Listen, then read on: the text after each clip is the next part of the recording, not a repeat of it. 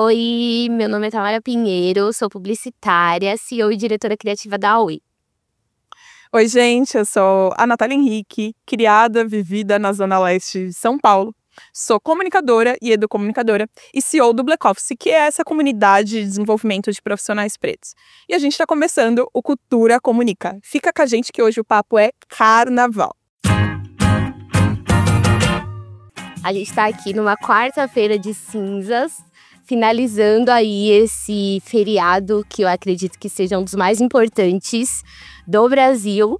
E a gente queria falar um pouco dessa perspectiva carnaval, indústria, cultura, marcas, como esse universo acontece e como ele poderia acontecer melhor, assim.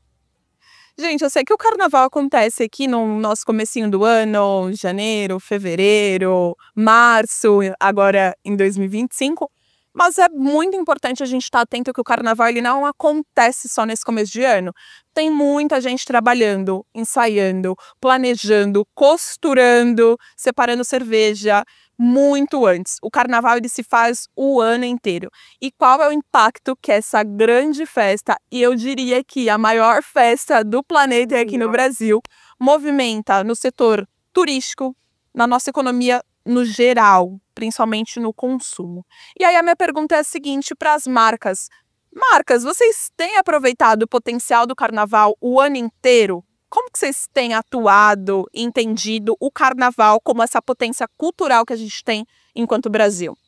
Eu acho que nós duas, como comunicadoras, a gente pode começar a dizer que, para as marcas, o carnaval é uma data muito sazonal, porém, uma data fixa, que acontece o ano inteiro. Há verbas que são separadas para trabalhar o carnaval, há ações que são feitas para o carnaval, mas elas só acontecem no começo do ano, né? Eu acho que eu e você, a gente sabe disso melhor do que ninguém, mas como mudar esse cenário, eu acho que é um questionamento que eu acredito que a AUE traz bastante, inclusive nesse report que a gente tá entregando aí, mas eu acho que vocês também, como Black Office, compactuam muito desse lugar, né?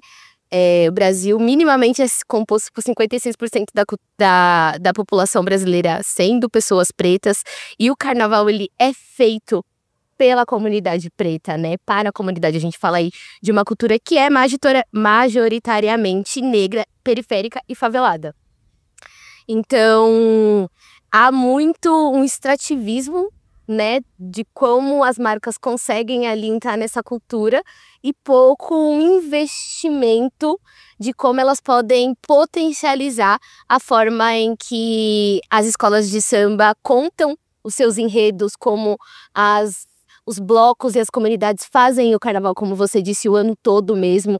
Então, acho que a gente quer trazer um pouco dessa discussão aqui para dentro desse videocast. Gente, e aí quando a gente tá falando de carnaval, não é só festa, tá? E aí para vocês entenderem o tamanho dessa potência enquanto negócio, eu tenho um dado super importante. Em 2024, o carnaval ele movimentou 9 milhões de reais, isso só no Rio de Janeiro. E aí, saindo um pouco do nosso eixo Rio-São Paulo, o carnaval ele não acontece só Rio-São Paulo. A gente tem um carnaval em Salvador, a gente tem um carnaval em Recife, a gente tem um carnaval em BH. Então, vamos olhar para a cultura? Vamos olhar para o quanto essa cultura expande o nosso país de forma entendendo o tamanho dos Brasis que existem dentro de um único Brasil. Nossa, eu acho que você tocou um ponto muito importante, Nath, que é a diversidade também do carnaval quando a gente fala de regionalidade, né? O carnaval que acontece aqui, né, que somos do Sudeste, em São Paulo é completamente diferente do carnaval que acontece no norte do país, assim. Hoje a gente de manhã tava discutindo as duas juntas, mostrei pra Nath uma foto de uma embarcação ribeirinha, toda customizada do carnaval, assim, né? Então, acho que é muito legal a gente ter essa noção de que o Brasil não é só Sapucaí, né? Existem outros tipos de carnaval que também tem muito a ver com o território que essas pessoas habitam, né? O carnaval que, enfim, vai pra rua. Então, acho que isso também é uma coisa muito massa da gente falar. Você falou, inclusive, de território, tá? Eu lembrei do carnaval que acontece nas favelas do Rio de Janeiro, principalmente na Baixada, que são os bate-bolas. Não sei se você já viu. Já. Já viu? Novela, não sei se eu aprendi na novela. Aprendi na novela? Aprendi na novela. Recente, Volta por Cima. Eu acho que, enfim, falando aí de um outro movimento cultural muito forte, que são as novelas. As novelas também nos educam e nos mostram essa diversidade. Então, a Volta por Cima tem essa questão do carnaval, dos bate-bolas, que, enfim, é um carnaval que acho que só homem pode sair fantasiado, mas é uma coisa muito tradicional nos subúrbios do Rio de Janeiro, né? Bastante, bastante. Então, aprendi na novela também, recentemente. Se você acompanha um pouco a festa, você sabe que o feriado, ele vai... Calma aí, vou começar tudo de novo, né? É engraçado que com toda essa relevância que o carnaval tem, tanto regional quanto cultural, mesmo assim, as marcas, elas focam em campanhas muito mais de performance, né? Campanhas de venda de produto, tem pouca consideração de marca, pouco awareness, eles querem saber muito sobre o consumo dessas pessoas mesmo, e pouco a marca acaba entrando nessa cultura. Porém, digo eu, como uma mulher negra, e acredito que a Natália também, a cultura nos faz consumir. Eu não consumo por conta do produto, eu consumo por conta da cultura e por como aquele produto entra no que eu acredito. E eu acho que as marcas estão demorando, né? Elas demoram. Elas estão demorando para entender que hoje a gente tem escolha. Sim. E que hoje pra gente não faz sentido investir meu dinheiro, que tecnicamente é meu tempo, em um produto que de forma nenhuma me representa. E eu não tô falando só racialmente, eu tô querendo dizer culturalmente também. E aí eu queria entender um pouco de como você vê isso. E aí agora é Natália comunicadora. Como você vê esse movimento de como as marcas ignoram movimentos culturais, e aí depois eu acho que a gente vai acabar entrando em um case de sucesso, mas eu queria falar um pouco desse insucesso, que eu acredito que o número é muito maior.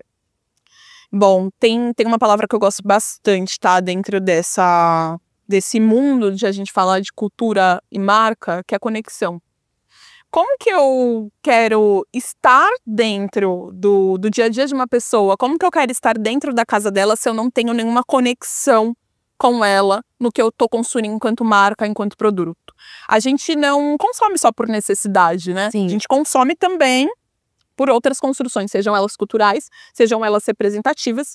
E aí eu vou trazer um pouco desse case que a gente comentou, que é a Kenner, gente. Eu não sei se vocês viram, mas a Kenner estava presente no Carnaval da Mangueira.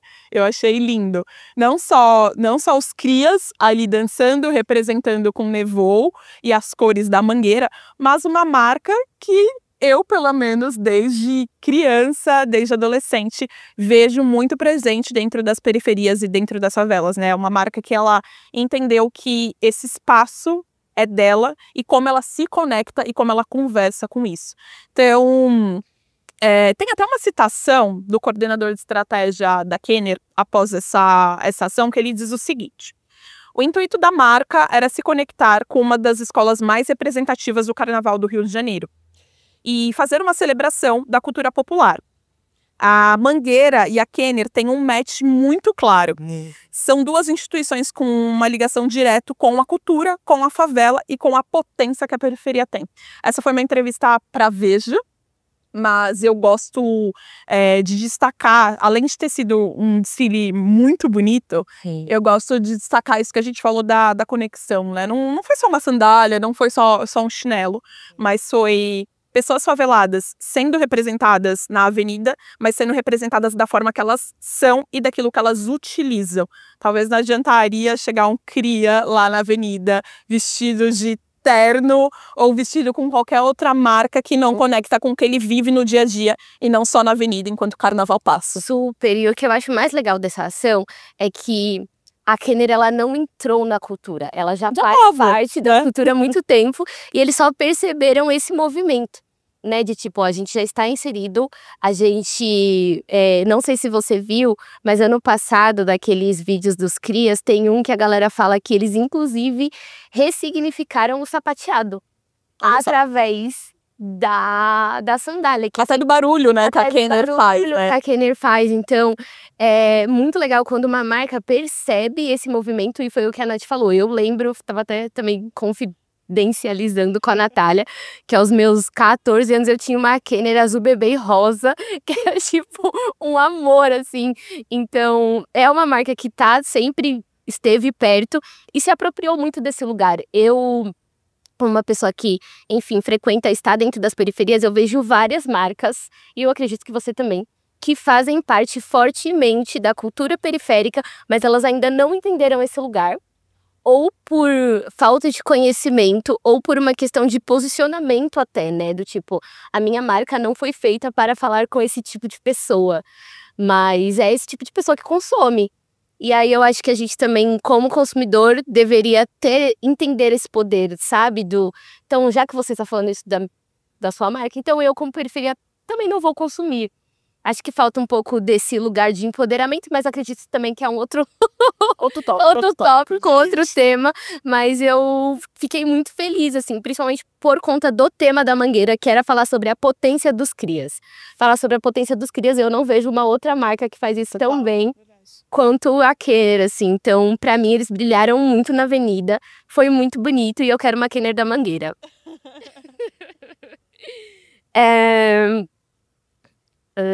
Aí a gente também tem um desafio aí, que é como transformar ações de carnaval em algo contínuo. Então, como as marcas, sim, a gente falou agora de Kenner que arrasou na Sapucaí, mas como a Kenner, de repente, pode criar ações que perdurem esses outros 11 meses dentro das periferias. Sim, ela vai estar presente porque os crias inevitavelmente usam Kenner, mas como ela pode ser um canal tão potente quanto ela foi agora no carnaval, assim. Eu acho que talvez essa seja a provocação para a Kenner, que já começou, mas também tem a provocação para as outras marcas, como elas se tornam relevantes, né? E aqui a gente tem até um dado que as marcas de bebida essas vêm forte, né? Essas vêm forte. As marcas de bebidas lucram 2,5 bilhões por carnaval. É muito dinheiro, gente. É muito dinheiro. E assim, porque a gente consome, né? Se for ver quem tá na rua, sempre vai estar com uma latinha de alguma coisa bebendo. E assim, o quanto dessas marcas de bebida é revertido para as comunidades.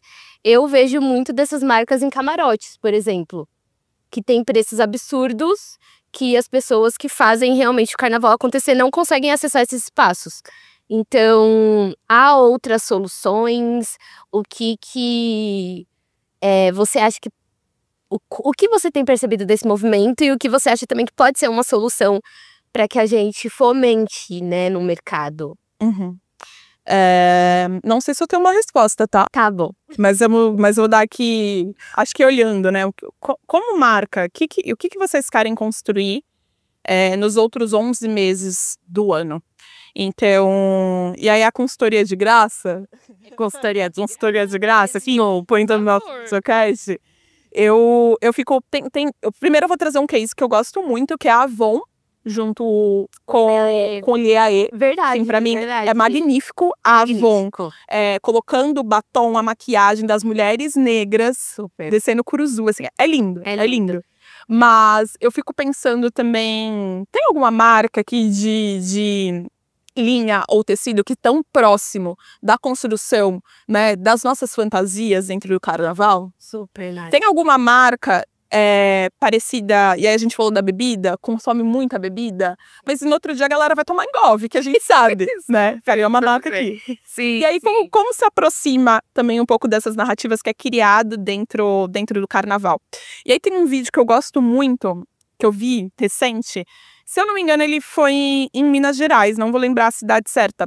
Mas é um vídeo em que ele vai passando pelos ambulantes. E esses ambulantes, eles vão falando quanto que eles estão lucrando nesse carnaval de 25. Legal. E aí eles vão soltando 20 mil, 30 mil, 40 mil. E o meu questionamento é o seguinte: o quanto essas marcas estão próximas dessas pessoas que estão lucrando, ouvindo elas e trabalhando de forma conjunta. E não criando também ideias, propagandas dentro dentro dessa narrativa que foge do saber de quem tá na rua Nossa, real. vendendo essa marca. Nossa, Né? real. Esses 30 mil, como que eu me relaciono com essa pessoa que tá gerando esses 30 mil? Super. E ela não vai gerar esses 30 mil só no carnaval, ela vai continuar o trabalho dela durante todo o ano. Então, como eu, marca, me aproximo desse resto do todo ano que eu acabei de falar, dessas pessoas que estão lucrando nesses 5 dias. Nossa, Nath, você tocou aí num ponto que eu acho muito legal. Aqui em São Paulo, por exemplo, os ambulantes, eles passam por um cadastramento, né? Sim, Você não pode vender se você quiser, você tem que se cadastrar. Você chega junto, né? E você tem que se cadastrar, mas e o pós, né? Sim. Eu te ajudo ali, de repente, com um isopor, né, e um todo, mas e o pós? E o que você faz com esse dinheiro? Você sabe administrar ele? Sim, é uma também? capacitação, enfim. Né? O que você faz, né? Exatamente, eu acho que é um ótimo ponto, porque a gente só olha para as duas pontas, né? Produto e consumidor, mas Sim. tem aí um intermediário, que eu acho que inevitavelmente é uma pessoa que participa, que está dentro desses grupos subrepresentados, infelizmente. Então, acho que faria super sentido. E você também falou uma coisa que é muito legal, que é das costureiras. E o quanto hoje o ESG é o assunto do momento. Sim. E o quanto as escolas de samba, blocos e comunidades já fazem isso há muito tempo.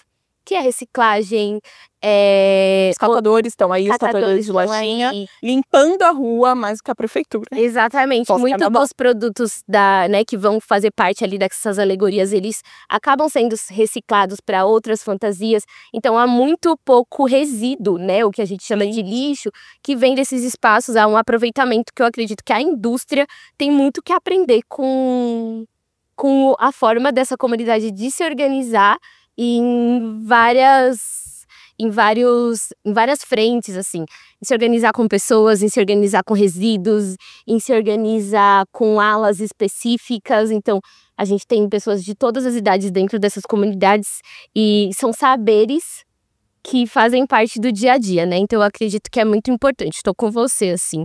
Prazer, meu nome é Renan Damascena e eu trago dados concretos para embasar e aprofundar a nossa conversa.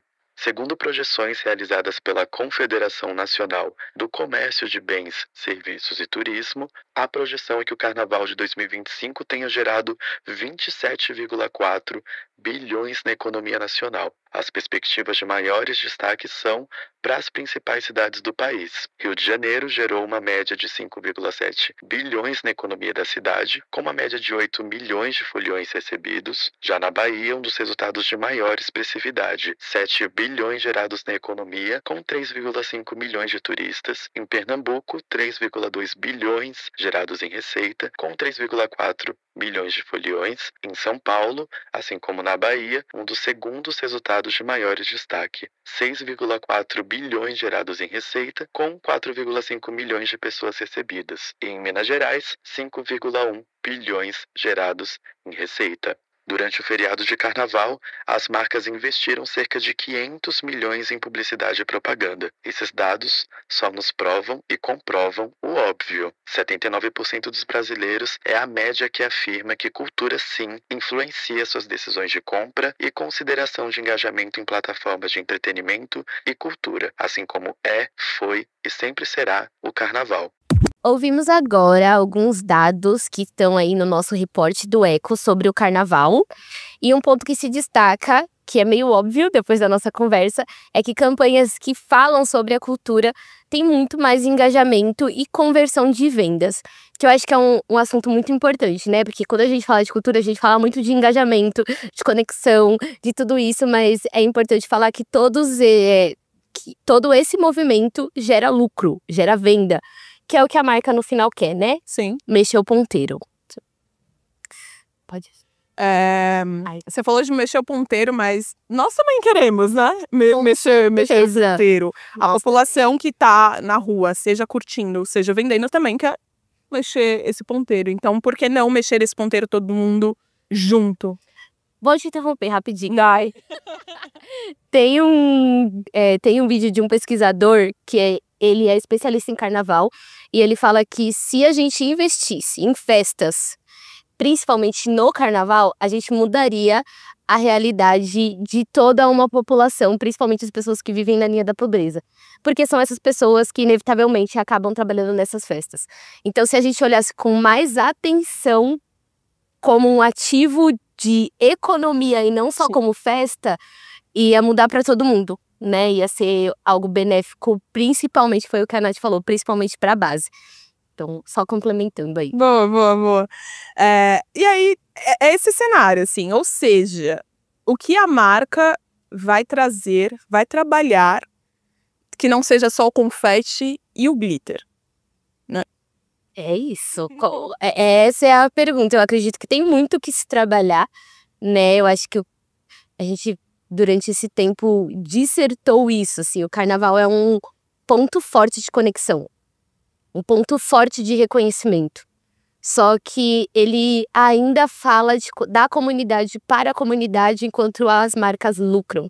Elas nunca entram como ativas nessa equação, né?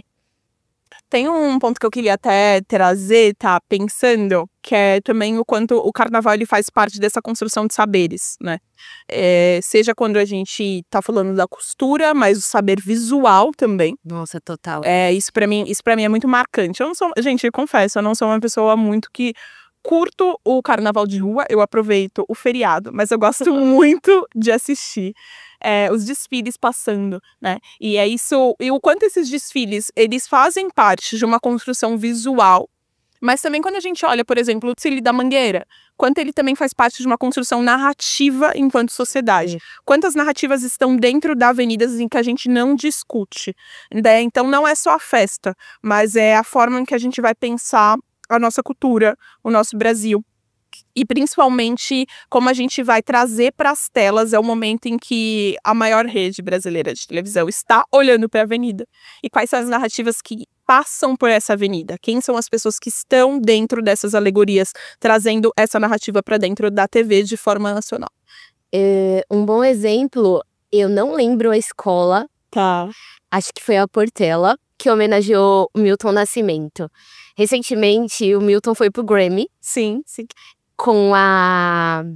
Eu esqueci também. Enfim, recentemente, o Milton Nascimento foi pro Grammy. E ele foi barrado de entrar porque, enfim, norte-americanos.